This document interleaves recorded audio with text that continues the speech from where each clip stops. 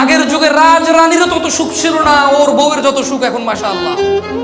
তারপরেও তো 42 ইঞ্চি সিনেমার টিভি না হলে ওর চলে না, বক্স খাট না হলে ওর চলে না, অমুক ব্র্যান্ডের সোফা না হলে চলে না, সিরামিক লাগবে, এসি লাগবে, ফ্যান লাগবে, কাজের মহিলা লাগবে, তরকারি কুটলে এখানে নাকি দাগ পড়ে যায় বেচারা।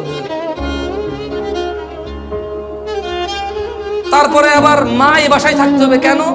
তোমার মা ওই বাসায় থাকে, তোমার ভাইয়ের ছেলেকে তোমার বাপ স্কুলে দিয়ে আসে, তোমার মা ছোটটারে কোলে রাখে।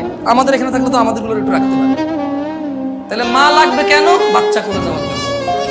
বাপ লাগবে কেন? বাচ্চা মাদ্রাসায় দিয়ে আসার জন্য। তো এই যুবকরা আমি কি বলবো? আমাকে বলেন আপনারা যুবককে নসিহত করতে। ও আল্লাহ সম্পর্কে ওকে কি বলবো? ওর মা ওকে পেটে নিছে, অভাবের সংসার ছিল, ও নিজে দেখছে, ও নিজে দেখছে। এটা মেহমান না আসলে গুস্ত খাইতে পারতো না, তো না পারলে কি ওর মা খাইতে পারছে?